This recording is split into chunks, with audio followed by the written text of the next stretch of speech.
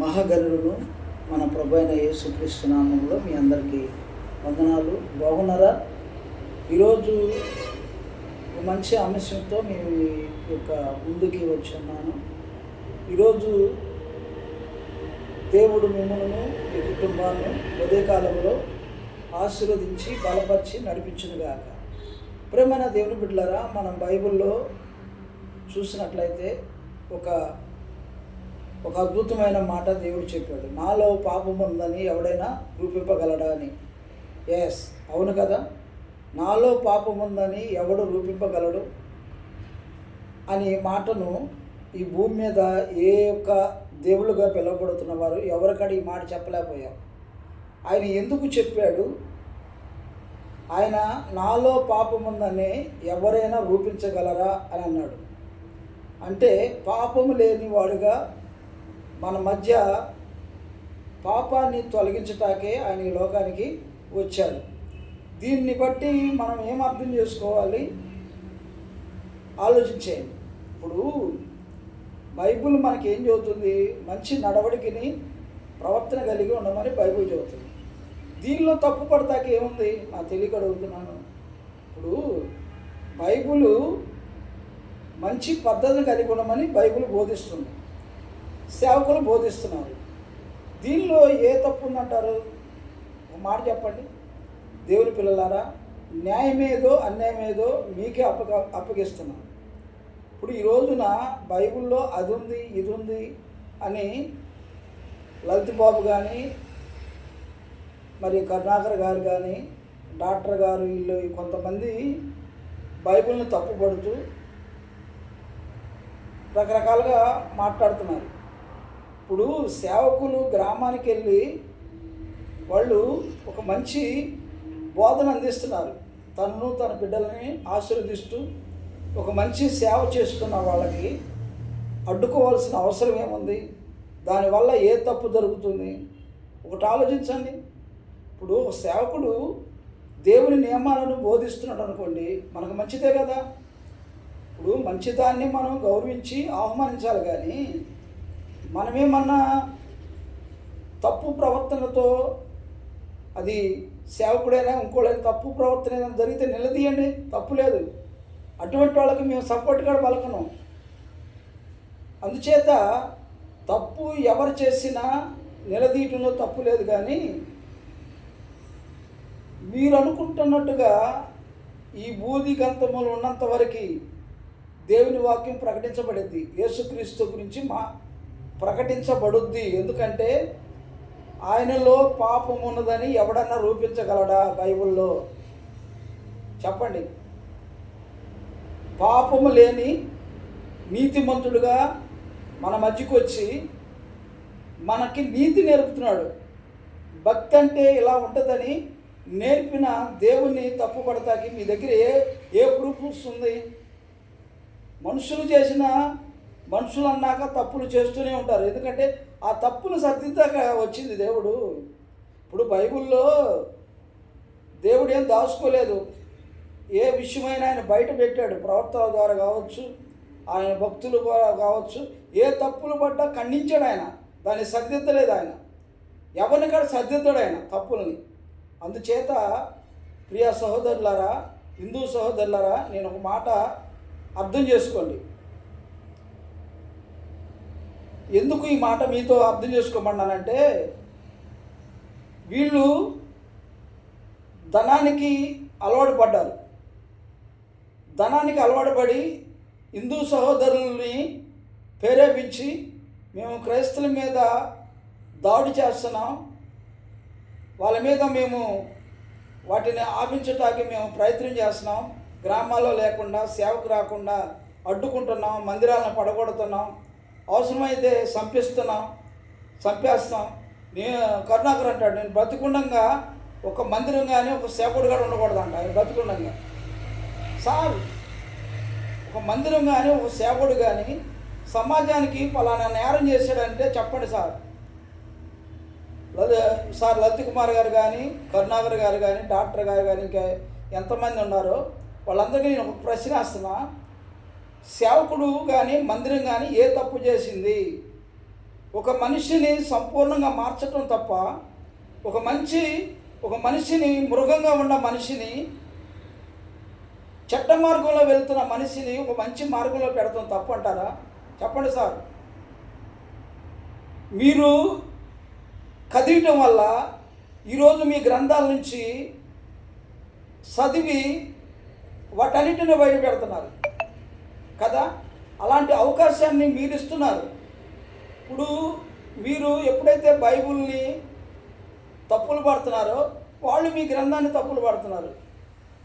ఇలాంటి వాతావరణం కలుగు చేయకుండా విశ్వాసం అనేది, నేనేమంటానంటే, వాళ్ళకి ఇష్టమైన దైవాన్ని వాళ్ళు నడిపించబడతారు. దాంట్లో తప్పేముంది? ఇప్పుడు మీకు ఇష్టం లేదండి, చేయండి, తప్పేముంది? అంతేగాని హిందూ సహోదరుల దగ్గర పాపం వాళ్ళు చాలా కష్టపడిన డబ్బుని ఏదో మేము యుద్ధం చేస్తున్నాం, అది చేస్తాం అని మీరు లెక్చరగా మంచి జీవితంలో మీరు బ్రతకటం కోసమే బైబిల్ని అడ్డం పెట్టుకున్నారని నాకు అనిపిస్తుంది. అందుచేత మానేయండి సార్. ఎన్నెందుకు సార్? మీరు బతకాలంటే ఆ మార్గం ఎంచుకోవాలండి. భగవంతుడితో పోటీ పడతారండి మీరు. ఆయన ఏం ఎక్కడ చెప్పాడు తప్పు? ఒక తాగుబోతు మారాడు, ఒక వ్యభిచారి మారాడు, ఒక అబద్ధికుడు మారాడు, ఒక దొంగ మారాడు, అక్రమం చేయవాడు మారాడు, దుర్మార్గులు మారారు. ఇలాంటి వాళ్ళు మారటానికి, భూమి మీద మనిషిని గౌరవించుకోవటానికి ఒక మానవత్వాన్ని తీసుకొచ్చిందండి బైబిలు. సహోదరులారా, మానవత్వాన్ని తీసుకొచ్చింది బైబిల్. దాన్ని ఏదో మీరు ఆటంకపరిచి మీకు హోదాలు కోల్పోతారు, ప్రభుత్వం నుంచి మీకు ఏమి రావు, అయిపోతాయి ఈ పోతాయి అని బెదిరిపోయే క్రైస్తవులు కాదండి. ఒక పూట అన్నం లేకపోయినా బతుకుతారు, కానీ శ్రమలైనా ఎంతైనా భరిస్తారే కానీ ఆ దేవుణ్ణి ఒకసారి కలిగిన తర్వాత ఏ మనిషి వదిలిపెట్టాడు. చూడండి అక్కడ దాకా ఎందుకు. ఒక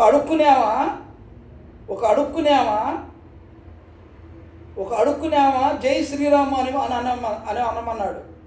వినండి, ఆమెకి 50 రూపాయలు ఇచ్చి అనమన్నాడు. అయ్యో నేను అనను, నేను నమ్మిన దేవుడు ఉన్నాడు, ఆ మాట నేను అనను అని అంది. ఆమె ప్రార్థనకి వెళ్ళామా, పెద్ద ముసలామ, 100 ఇస్తాను అని అన్నాడు. ఏమి ఇచ్చినా నేను అన్నది. అక్కడ నీ యొక్క అవమానం పడ్డా లేదా? డబ్బుల కోసం భక్తిని ఎవరు కోరుకోరు సార్. నువ్వు లక్షల కోట్లు ఇచ్చిన భక్తిని డబ్బులు ఇస్తే వస్తాం, లేకపోతే మా ప్రార్థనకు రండి మీకు ఇంత ఇస్తామంటే వచ్చేవాళ్ళు ఎవరుండరు, లేదు మా హిందూ దేవాలయం రండి మీకు ఇంత ఇస్తామంటే వచ్చేవాళ్ళు ఎవరు లేరు. ఒకవేళ లోభీకరంగా ఉండేవాళ్ళు ఎవరన్నా నువ్వు ఇచ్చే 10,000కి 20,000కి మందిరాల మీద దాడి చేయమంటే అలాంటివి ఏమైనా చేస్తారేమో, కానీ లోభీ బుద్ధి కట్టేవాళ్ళు డబ్బు కాసిపడి నిజంగా దేవుని సొంత రక్షకుడిగా అంగీకరించిన ఏ వ్యక్తి తప్పు చేయడు. అది గుర్తుపెట్టుకోవాలి. బైబిల్ ఏం చెప్తుందో ఒకసారి విందామా? బైబిల్ని ఒకసారి చదువుకుందాం. చూడండి, మేకా రాసిన గ్రంథంలో 6వ అధ్యాయము 6వ వచనంలో ఏముందో చదువుకుందాం. ఒకసారి చూద్దామా?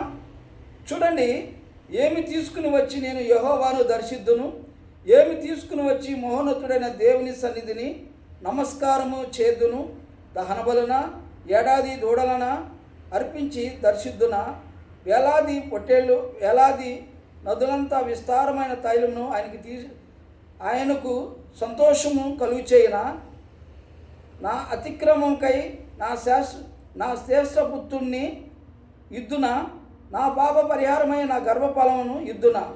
ఓ మనుషుడా, ఏది ఉత్తమో అది నీకు తెలియజేయబడి ఉన్నది. న్యాయముగా నడుచుకున్నటయో, కనికరమును ప్రేమించటయో, దీన మనసు కలిగి దేవుని ఎదుట ప్రవర్తించటయో, ఇంతే కదా యెహోవా నిన్ను అడుగుతున్నాడు. చూడండి, ఏమడుగుతున్నాడండి ఆయన? ఒక మంచి ప్రవర్తన కలిగి నడుచుకోమంటున్నాడు. నువ్వేమిచ్చి దర్శిస్తావు? పూజలు, పునస్కారాలు, కాయలు, డబ్బులు, గిబ్బు అన్నీ ఏవి పడితే అవి తీసుకెళ్ళిచ్చి ఆయన దేవుని తృప్తిపరచలేవు. మనం ఎన్ని ఇచ్చినా మనం నడుచుకోవాల్సింది ఇది. ఏమంటాడంటే, ఓ మనుషుడా, ఏది ఉత్తమో అది నీకు తెలియజేయబడింది. న్యాయముగా నడుచుకున్నటాయో, కనికరమును ప్రేమించుటయో దీన మనసు కలిగి దేవుని ఎదుట ప్రవర్తించటే కదా యెహోవాని నడు. అంటే మంచి ప్రవర్తన కలిగి ఉండమంటున్నాడు. ఒక మనిషిని మంచి ప్రవర్తన కలిగి నడుచుకోమని చెప్పటం తప్పంటారా? దేవుడు కోరుకునేది అన్యాయంగా బ్రతుకుతున్న వాళ్ళారా, అపవిత్రమైన వాళ్ళారా, మీరు నా దగ్గరికి ఏమి తీసుకుని వచ్చి నన్ను సంతోషపరచలేరు, ఏమి తీసుకొచ్చి నన్ను ఆనందపరచలేరు. మీ యొక్క జీవితాన్ని సరిదిద్దుకుని అన్యాయాన్ని అక్రమాన్ని సరిదిద్దుకోండి, దీన మనసు కలిగిన వారుగా ఉండండి అని ఆయన కొన్ని విషయాలను మనకు స్పష్టంగా చెబుతున్నాడు. అంటే యేసుక్రీస్తు ఒక ఉత్తమైన మార్గాన్ని మనం చూపిస్తున్నప్పుడు దానిలో ఏం తప్పు చూపిస్తారు మీరు? నాకు తెలియగలుగుతా కాదండి. క్రైస్తవులు ఉండమట్టేనండి, ప్రార్థన చేయమంటే ఇంతవరకు ఈ భూమి ఆకాశం కానీ మన జనులు ఇంకా ఉన్నాము, ఇంకా క్షేమంగా ఉన్నామంటే, నీతిమంతులు ఉండమంటే ఇది ఇలా ఉంది, ప్రార్థన పరులు ఉన్నారు కాబట్టి ఇలా ఉంది. లేకపోతే మనం చేసే అక్రమాలు మన బతుకు కోసం ఎంతైనా దిగజారుతామండి. మనిషి ఎలాంటి వాడంటే తన బతుకు కోసం ఎదటవాడు కడుపు కొడతంలో వెనకాడడు, తన బతుకు కోసం దేవుడిని అడ్డం పెట్టుకుని అక్రమాలు చేయటంలో వెనకాడడు. దేనికైనా చిత్తపడేవాడే ఒక మనిషి. పశువులాగా బ్రతుకుతున్న మనిషికి ఒక నీతిని నేర్పి మంచి మార్గంలో నడిపించడానికి వచ్చిన వాడే మన ప్రభు. దీనిలో ఏం తప్పు ఉంది? అవన్నీ మార్చుకోండిరా నాయన. మీరు తప్పులు సరిదిద్దుకుని దేవుని మార్గంలో నడిపించబడండి. అప్పుడు తప్పుడు మార్గాలు సరిదిద్దుకుని దేవుని మార్గంలో నడిపించబడితే ఆ ప్రాంతానికి కానీ ఆ దేశానికి కానీ ఎంత బాగుంటుంది కదండి. ఇప్పుడు తప్పుల మార్గాన్ని సరిదిద్దుకోమని చెప్పడంలో తప్పు ఉందనంటే నేనేం చేయలేను. లేకపోతే మా సేవకులు కూడా మీరు చాలామందిని బైబుల్ పట్టుకుని వాళ్ళు హింసించడం, రావద్దు మా గ్రామంలో కంటాం. దానివల్ల మీకు వచ్చే లాభం ఏంటి అంటున్నా? మీకు వచ్చే లాభం ఏంటి చెప్పండి? ఒక సేవకుడు ఒక మంచి మార్గాన్ని గ్రామాన్ని నడిపించటానికి దేవుడు అతను పంపించాడు అనుకోండి, దాన్ని అడ్డుకున్నాం, దానికల్లా వచ్చే ఉపయోగం ఏముంది?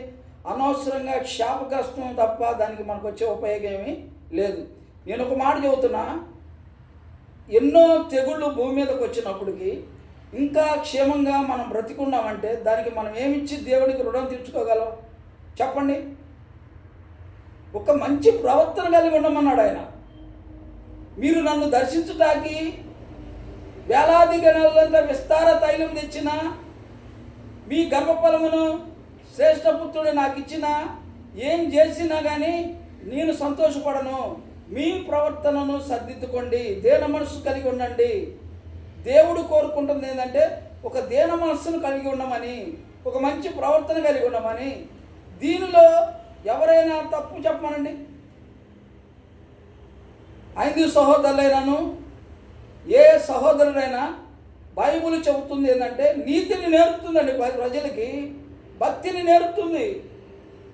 దానివల్ల మన దేశానికి ఎంత క్షేమం ఉండదో మీకు తెలియదు. అంత క్షేమాన్ని దేవుడు మనకు కలుగు చేస్తాడు ఎప్పుడైతే మన దుర్మార్గాన్ని సరిదిద్దుకుంటామో.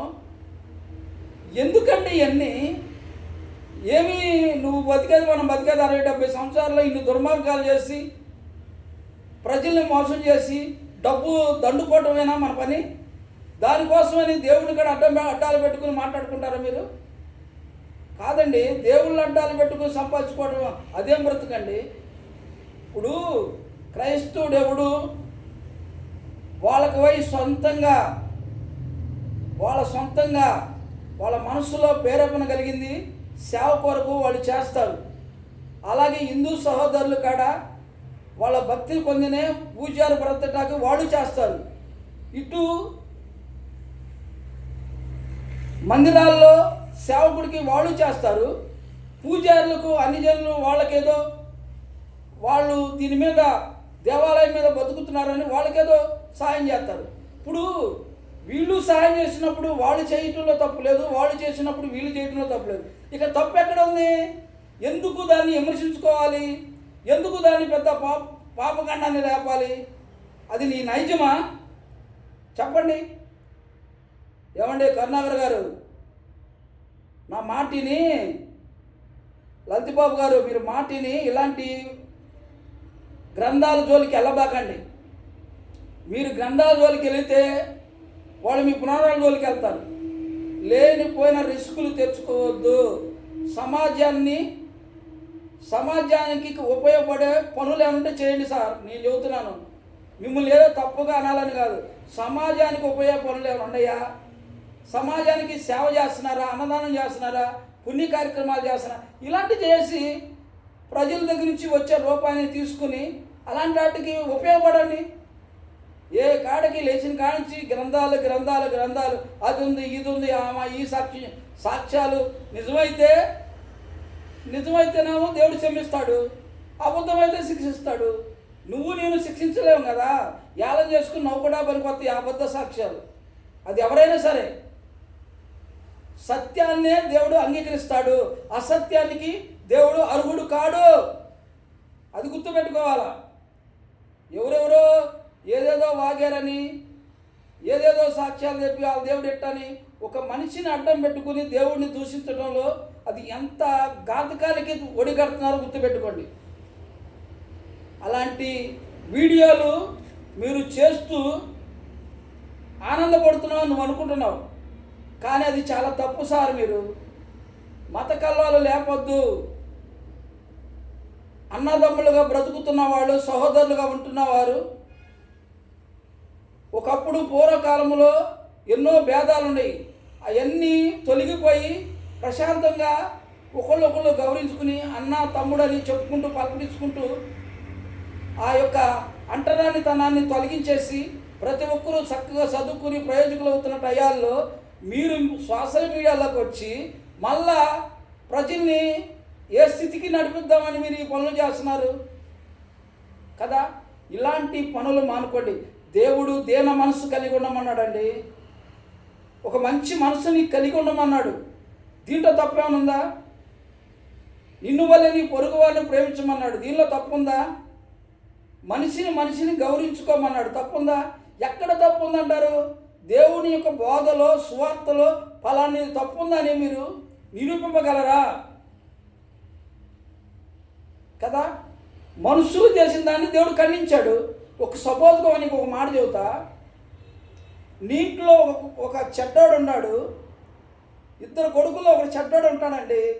ఆ చెడ్డోడు ద్వారా నీ కుటుంబానికి నీకు అవమానం వస్తుంది. నీ కొడుకుని మెలకుండా ఊరుకుంటావా పని?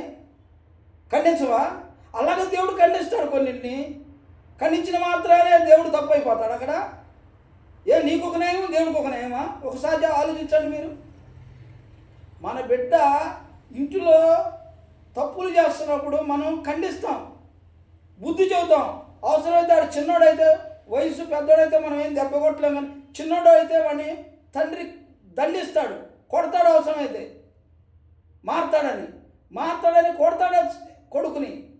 తప్పుడు మార్గంలో వెళ్తే తండ్రి దండిస్తున్నప్పుడు, మనల్ని కని పెంచిన తండ్రి మనల్ని తప్పు చేసినప్పుడు, బైబిల్లో తప్పు చేశారు కనుక వాళ్ళని ఖండించాడు. వాళ్ళు చనిపోవడానికి కారణం ఏంటంటే వాళ్ళ తప్పులే వాళ్ళని అణిచివేసింది. మారుతారని వాళ్ళు మార్పు పొందుతారని అవకాశాలు దేవుడు ఎన్నోసార్లు మనకిస్తాడు. దాన్ని సద్వినియోగం చేసుకోకుండా దానిని మనం ఆలోచింప చేసుకుని మన తప్పుని మనం సర్దిద్దుకోకుండా ఎన్నో తప్పుల మీద తప్పులు చేస్తూ మనం జీవిస్తున్నప్పుడు దేవుడు ఖండించటంలో తప్పు ఉందంటారండి లలితబాబు గారు? సార్ మీరేనండి,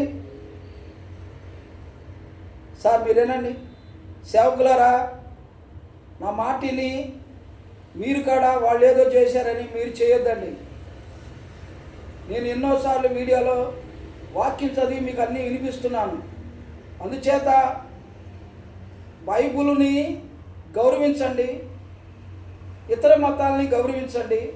ఎవరి పనులు వాళ్ళు చేసుకోండి, ఎవరి నియమాన్ని వాళ్ళు చేసుకోండి. వాళ్ళు తెలుసుకున్నప్పుడు, వాళ్ళు నేను తప్పు చేస్తున్నప్పుడు ఎవరైనా తెలుసుకుని ఎవరు తెలుసుకుని దేవుని సన్నిధికి వస్తారే కానీ ఎవరిని బలవంతం చేయలేరండి. అందుచేత ఎవరిని బలవంతం చేయరు. అందుచేత సువార్తను చెప్పడంలో తప్పు ఉందంటే ఏంటి తప్పు ఉంది సువార్తలో? ఇప్పుడు దేవుని పరిచయం చేయడంలో తప్పేముంది? తప్పులేదు కదా. దేవుని పరిచయం చేస్తున్నారు. అమ్మా దేవుడు ఇలా చెప్పాడు, ఇలా ఉండండి. చూడండి ఈరోజు ఎంత దుర్మార్గమో పెరిగిపోయింది. బిడ్డలున్న తల్లి ఏం చేస్తుంది? భర్తని పిల్లల్ని వదిలిపెట్టి ఇంకోళ్ళతో వెళ్ళిపోతుంది. ఆ పిల్లలు ఏమైపోరా? మరి అది దుర్మార్గం కదా. భర్త భార్య పిల్లల్ని వదిలిపెట్టి, భార్యని పిల్లల్ని వదిలిపెట్టి ఇంకొక అమ్మాయితో వెళ్ళిపోతున్నాడు. అది దుర్మార్గం కదా. ఇలాంటి తప్పులు చేయకుండా మీ కుటుంబంలో మిమ్మల్ని భద్రత కలిగి దేవుని యందు భయభక్తులు కలిగి నడుచుకోమని చెప్పడం కోసమే సువార్త. సమాజానికి ఉపయోగపడేదే సువార్త. సమాజాన్ని నాశనం చేయటది సువార్త కాదండి. సమాజాన్ని బాగు చేయడానికి వచ్చేదే సువార్త. అలాంటి బాగు చేయడాకని ఊర్లోకి వస్తే మీ ఇష్టానుసారంగా మాట్లాడి జై శ్రీరామని ఏమండి జై శ్రీరామ్ అని అంటాకి ఇప్పుడు దాని అర్థం నీకు తెలుసు, నువ్వు అన్నావు. నాకు తెలుసు, నేను హల్లెలూయా అంట. ఎవరు అర్థం పొందిన వాళ్ళు అనుకుంటారు, దాంట్లో తప్పేముంది? నాది నేను అనమలేదు కదా, నువ్వు నన్ను అనమలేదు కదా. ఎవరు నియమాలని వాళ్ళు వెళ్ళండి, తప్పులేదు. అనవసరమైన ఇతడవాదం చేసుకుంటూ సోషల్ మీడియాలో జనాల్ని రెచ్చగొట్టే మాటలు మాట్లాడొద్దు. అది నేను చెప్పేది. ఏదో లేదు సోషల్ మీడియా ఉందని చెప్పి మీ నోటుకు వచ్చినట్టుగా మాట్లాడితే ప్రజలు ఏమైనా చూస్తా ఊరుకోరు. ప్రజలకి ప్రతి విషయం తెలుసు అందరికీ. మీరేందో తెలియదు అనుకుంటున్నారు. ఎవడు ఎలాంటి ప్రవర్తన కలిగి మాట్లాడుతున్నాడో, ఎవడు ఇష్టాలుగా బూతులు తెస్తున్నాడో, ఎవరు ఎంత ఇష్టానుసారంగా మాట్లాడుతున్నాడో ప్రతి ఒక్కళ్ళు గమనిస్తారు. మనల్ని సమాజం గమనించింది. అందుచేత మీ విలువలను పోగొట్టుకోబాకండి డబ్బు కోసం. మీ విలువలను మీరు కాపాడుకోండి. ఎవరి విలువలు వాళ్ళు కాపాడుకొని బ్రతికితే ఆయన అనుగ్రహం ఎప్పుడూ మన మీద ఉంటుందండి. సమాజంలో కూడా గౌరవం ఉంటుంది. ఇప్పుడు ఎదురు వల్ల మనం కూర్చొని తిట్టుకున్నాం అనుకోండి, అక్కడ ఇంటర్వ్యూ చేస్తున్నాం, అతను కాడ నవ్వుకుంటాడు. మనకి అక్కడ ఇల్లు తగ్గిపోతుంది కదా. ఇప్పుడు వాళ్ళు వెంటనే పిలిచినప్పుడు అడుగుతున్నప్పుడు చక్కని సమాధానం వచ్చిందనుకోండి, ఆయన మీకు భయపడతాడు. ఇద్దరిలో సమాధానంగా మాట్లాడుకుంటే. అదే ఇద్దరు తిట్టుకుంటే ఇంటర్వ్యూ ఇచ్చేటప్పుడు. అందుచేత ఇలాంటి వాటికి మీరు పాల్పడద్దు. డబ్బు ఏ విధంగా సంపాదించండి. కష్టపడితే రావా? వ్యాపారం చేస్తే రావా? ఏదో ఒక వృత్తిని ఎంచుకోండి. కానీ దేవుణ్ణి వృత్తిగా ఎంచుకుని దేవుళ్ళు ఏదో అడ్డం పెట్టుకుని సంపాదించుకోవాలనుకోవడం అది చాలా పొరపాటు. ఏమన్నా మీ పాస్టర్లు సంపాదలేదంటే పాస్టర్లు అండి. మీ గుళ్ళో పూజారులు అట్లా, వాళ్ళ చర్చిలో పాస్టర్లు వాళ్ళు దేవుని కొరకు నిలబడ్డారు, సమర్పించుకున్నారు. ఆ కుటుంబాన్ని పోషించాల్సిన బాధ్యత ఎవరిది? అదే ఆ పూజారిని కుటుంబాన్ని పోషించాలని బాధ్యత ఎవరు భక్తులు ఉంటారో వాళ్ళు ఏదో కలిగింది ఏదో ఇస్తారు, ఆ కుటుంబం పోషించబడదు. అంత మాత్రమే దోసుకోవడమా? వాటికంటే అన్యాయంగా దోసుకున్నారు కదండి మీరు. వాళ్ళకన్నా అన్యాయంగా కోట్లు దోసుకుని లేనిపోయిన ఎన్ని అలజడలు లేపి గొడవలు పెట్టి సమాజాన్ని నాశనం చేయడానికి ఇలాంటి ఉగ్ర రూపాలు కలిసి మీరు ప్రజల్ని ఇబ్బంది పాలు చేయటం అది అంత కరెక్ట్ కాదు. ప్రభుత్వాలను ఇబ్బంది పెట్టద్దు. ప్రభుత్వంలో రాజకీయాలు ఉన్న పరిపాలించే వాళ్ళకి అంత తలనొప్పిగా మీరు ఉండొద్దు. చక్కగా మంచి సమాజాన్ని నిర్మిద్దాం. అందరం అన్నదమ్ములుగా కలిసి ఉందాం. అలాంటి జీవితాన్ని కలిగి ఉండాలని నా మనస్ఫూర్తిగా నేను కోరుకుంటున్నాను. దయచేసి లైక్ చేయండి, షేర్ చేయండి, సబ్స్క్రైబ్ చేసుకోండి. దీనివల్ల ఎందుకంటే 10 మందికి వెళ్ళి మారతారన్న ఉద్దేశం తప్ప, నా బైబిల్ నా దగ్గర ఉన్న ఆ ఉద్దేశంతో మీకు చెబుతున్నాను తప్ప ఇంకేరే ఉద్దేశం కాదు. లైక్ చేసి అనేక మందికి ఫార్వర్డ్ చేయండి. అలాగనే సబ్స్క్రైబ్ చేసుకోండి. దీనివల్ల 10 మంది లేదా దీనివల్ల కొంతమంది సమాజంలో తన జీవితాలు సర్దిద్దుకోరంటారనే ఉద్దేశంతోనే చెబుతున్నా తప్ప ఏరే నా మనసులో ఎలాంటి ఈ భేదము నాకు లేదండి. నన్ను దేవుడు సోషల్ మీడియాలోకి రావడానికి ఒకటే ఒక కారణం, నా దేవుని పిల్లలు వాళ్ళు దేవుని విషయాల్లో కలుగు చేసుకుని ఎక్కడ మార్గం తప్పిపోయి నశించిపోతారన్న ఉద్దేశంతోనే సోషల్ మీడియాలోకి వచ్చి నేను మాట్లాడడం జరుగుతుంది. దీని అందరూ మీరు ఎంకరేజ్ చేయండి, నా కోసం ప్రార్థన చేయండి. అలాగనే ఇంకా ముందు రానున్న దినాల్లో ఒక మంచి బోధతో ఇంకా అనేక విషయాలు ప్రజలకు అందేలాగా మనం ప్రయత్నం చేద్దాం. దీనికోసం మీరు అందరూ సహకరిస్తారని నా మనస్ఫూర్తిగా కోరుకుంటూ మిమ్మల్ని, మీ బిడ్డల్ని, మీ కుటుంబాన్ని దేవుడు చల్లగా చూడాలని యేసుక్రీస్తు నామములో ప్రార్థిస్తున్నాను. ఖచ్చితంగా మీ బిడ్డలందరూ చల్లగుడాలని ఆశ ప్రార్థన చేసుకుందాం. మహోన్నతుడైన మా తండ్రి, జీవాధిపతి, సర్వాధికారి, ప్రతి ఒక్కరిని ఆదరించండి, కాపాడండి. తెలుసో తెలియక తప్పులు చేస్తున్న బిడ్డలు ఆ తప్పులన్నిటి నుంచి సరిదిద్ది మీ మార్గంలో నడిపించి చాలామంది నాయన తెలియక చేసే ఈ తప్పులను క్షమించండి నాయన. అయా సోషల్ మీడియాలో కానీ అలాగనే బయట గ్రామాల్లో ఎక్కడైనా సరే ఏ దుర్మార్గం ఎదగకుండా తొలగించి మంచి మనసును దయచేయండి. దేన మనసు కలిగిన జీవించే భాగ్యాన్ని ప్రతి బిడ్డకు దయచేయండి. సహోదరు ప్రేమత్వాన్ని దయచేయండి. ఒకరి ఎడల ఒకరు నాయన ఆదరించుకుంటూ ప్రేమించుకుంటూ జాతి, కులం, మత ఏమీ అడ్డం లేకుండా ఆ భేదాలన్నీ తొలగించి ప్రేమతో ప్రతి ఒక్కరూ ఒక మంచి సమాజాన్ని నిర్మించి నాయన మా దేశానికి నీ కృపయముడే కృపను దయచేసి పాడి పంటలతోనూ చక్కగా ప్రభుత్వాలలో ఉన్న ప్రభుత్వాన్ని నడిపిస్తున్న నాయకులను అలాగే నాయన ప్రతి ఒక్కరూ బలహీనత ఉన్న వారికి స్వస్థతను, ఆరోగ్యాన్ని ఇచ్చి ప్రతి ఒక్కరిని సమాధానం, శాంతిని కోల్పోవడానికి సమాధానం, శాంతిని దయచేస్తామని యేసుక్రీస్తు నామములో స్తుతించి ప్రార్థించి వేడుకుంటున్నాం పరమ తండ్రి. Amen, amen. God bless you. దేవుడు మిమ్మల్ని ఆశీర్వదించును గాక. ఆమేన్.